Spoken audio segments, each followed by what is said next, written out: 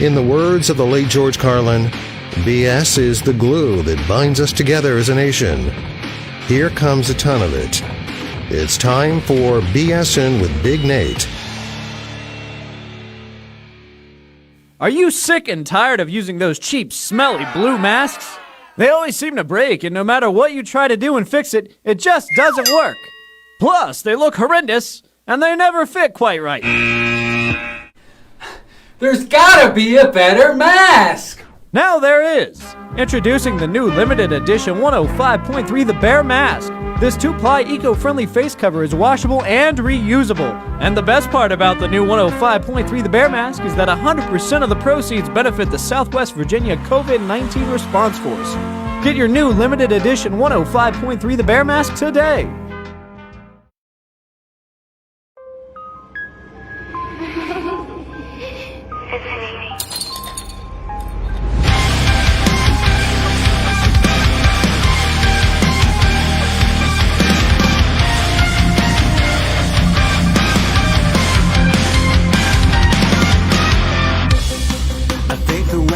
Running dry, never a word without a lie.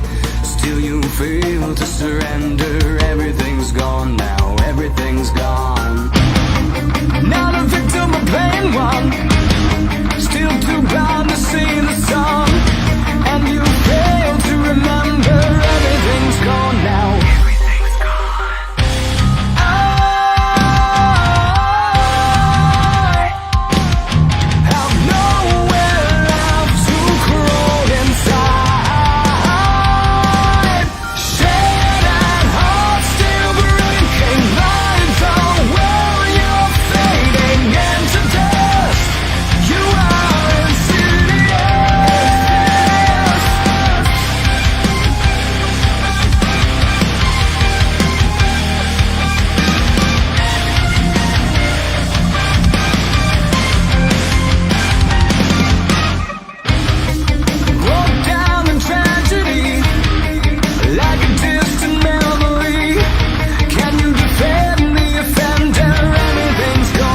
Everything's gone.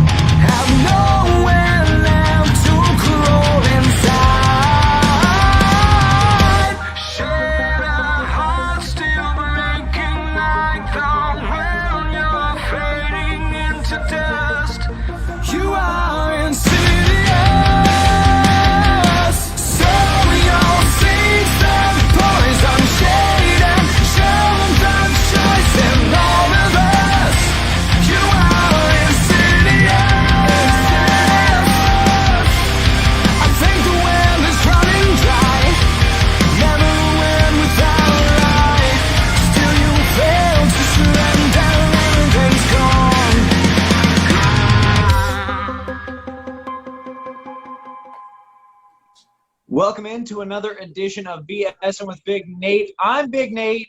What you just heard there was Any Given Sin with Insidious, and I am joined today by singer, frontman, Mr. Vic Ritchie of Any Given Sin. Vic, thank you for joining me. Thanks, Nate. Thanks for having me, man. Appreciate it. Oh, I'm proud to have you on. You guys are kind of killing it with Insidious, and it's nice to see a Virginia band that's not Lamb of God or War kind of get some recognition and have some traction. So first and foremost, you guys coming out of the Charlottesville, Northern Virginia region. How did Any Given Sin come to be? So actually, years ago, I was playing in a different group, and the guitarist of Any Given Sin, Mike Connor, ended up playing with us for a little while. When I stepped out of that group, then he approached me, said, "Hey, would you like to maybe try singing with us?" And we wrote some tunes. The first one we wrote was Dynamite, and the second one we wrote was our last single. And then this one was actually the third one we wrote, so it just kind of ended up that way. But and after that, we went from there, and I just kind of joined something that had already been started, but we kind of took it a slightly different direction than where it had been. Okay, and I'm going to ask you to pigeonhole yourself, sort of. I want to know, and I know pigeonhole is a terrible word, terrible phrasing, but I'm going to ask you to do something here. I want you to describe Any Given Sin's sound in 3 words or less. Oh, wow.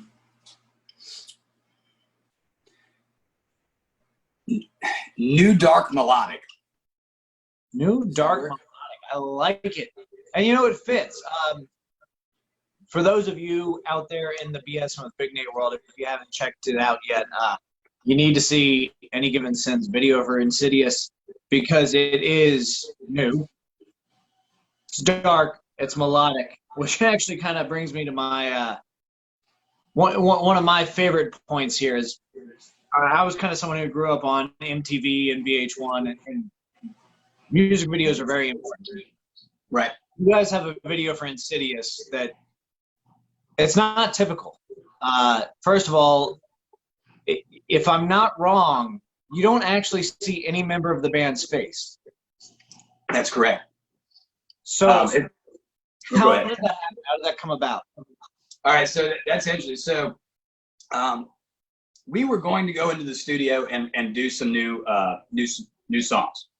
Coronavirus hit, and we had Insidious, and we really liked the song, and we said, you know what? We can't get to the studio. We can't put out a new single when we want to. Let's look at this one. And we really liked it, so we went after it. And so this was filmed during the coronavirus. And so what we did is we had a sheet and some lights, and we just, with our iPhones, recorded our parts. And then our guy, Tom Flynn out of New York, Nassau, New York, he did the other part, the really nice HD sections of it, and then tied us all in, put some effects on it. So that is the coronavirus video, 100%. Just put together how we could make it happen at the time, you know. See, that's wild to me. That blows my mind because it's so well done. It's pieced together in a fashion to where I didn't even, like, I knew the video dropped in May, but I assumed like you guys had probably shot that in like late 2019, early 2020 before all this hit. That's insane, the turnaround on that. Yeah, I'm gonna say that it was like from the time we decided we wanted to do a video to the time it was done, it was like 3 weeks, honestly. Good Lordy.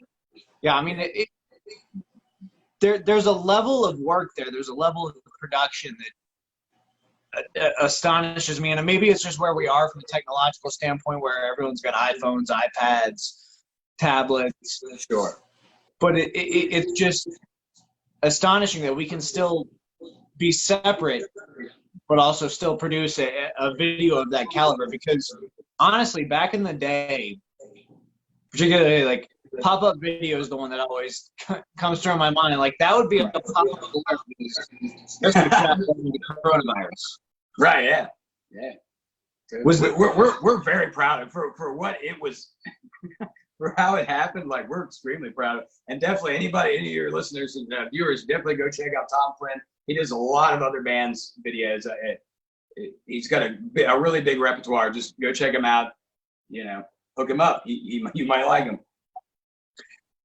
How did that work from a shooting standpoint? So you all had your individual feeds. Like, do you just run through the song once, or like did you do like 4 or 5 takes? Like, how'd that work out for you? Sure, we ended up just each member did about 3 takes of the song. We just kind of, and then Tom went through and just pieced things together and popped things in and out as they looked cool and righteous. Awesome. But yeah, it was pretty simple on our end, honestly. All the magic was on Tom's end, for sure. Yeah. So what have you been doing to stay busy throughout all of this, other than obviously shooting a music video? Oh man, I've been, God, I painted my entire house because I got bored, and had paint. I did that. My grandparents' house. We're renovating it, like just things like that, like weird household chores and things. And we were writing and stuff too, now and then, and just trying to do something. So you bring up writing stuff. Like, the gears are always turning. Do you have anything that you think, like, I kind of always try and put a positive spin on things other than the video for Insidious. Do you have anything positive in the works that is coming out of this whole time frame? I mean, yeah, I'm going to be like a lot of, we probably got 3 or 4 songs that we're kind of working all at once right now. And all of them kind of probably has some, cabin feverness to it and trying to get back out and try, it's, you kind of end up, whatever you're feeling, you end up kind of writing whether you want to or not, so like whatever environment you're in, I think, yes, absolutely. There's going to be some, positive hope message out of this, as these songs are up out of this coronavirus situation, for sure. All right. So I got to ask from there, what's on the horizon looking ahead? What do you see in the future, whether it be by the end of 2020, 2021, like what's going on with Any Given Sin? So for us, we're starting back shows. It's looking like September 19th. We're going to be in Fredericksburg at 4 Mile Fork, or Hard Times at 4 Mile Fork. So that's our first one back. A lot of bands about probably our size are looking at like August, September to start rolling back. And, we're just kind of state to state, you've got different laws. So you're trying to tour. You got to, figure all those out and make sure you're hitting venues that you can actually maybe make money on. So it's for all bands right now, it's a really complicated kind of situation. They could shut us down again come September. So it's, we want to get out and play as much as we can, but we also have to be careful, from a business standpoint as well, like just looking forward, for sure. And that's an intriguing perspective that I think a lot of the bands that are kind of starting out right now don't have necessarily the mentality to conduct it as a business. So, like, how do you arrive at that conclusion? Because I mean, you very much think from a business standpoint.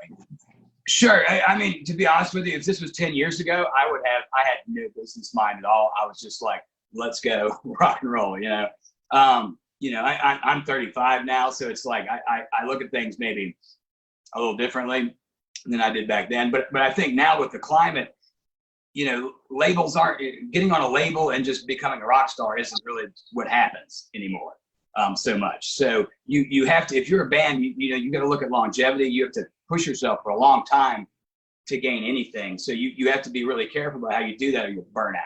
You burn out either through capital or just through disinterest, one or the other.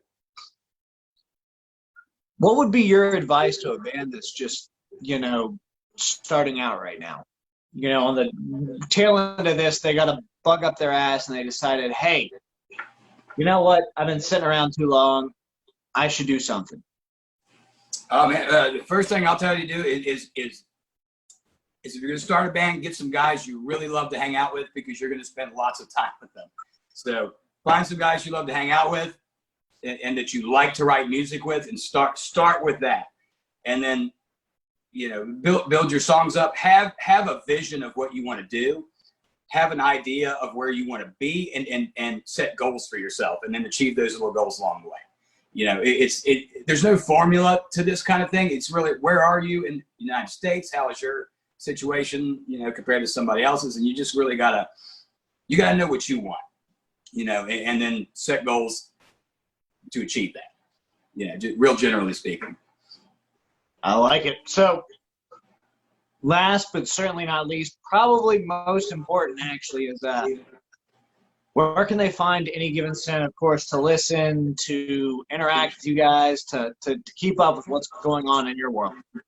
Right. So you can hit us up, Facebook, Twitter, Instagram.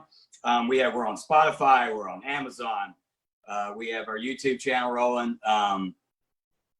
those are the main points. I think it's Any Given Sin Band on Facebook, and everything else is just Any Given Sin. And then you can hit our Spotify. Obviously, that's just Any Given Sin, and same on Amazon. So everything's there. Everything we have out right now is on all those platforms. Excellent. So I've been chatting with Vic Ritchie of Any Given Sin. If you haven't yet, you need to go give them some love. Facebook, Twitter, Instagram. Follow them because they're going to be blowing up in a very big way very, very soon. Thank you so much for joining me today, Vic. Thanks, man. Yeah, thank you for having me. I had a blast.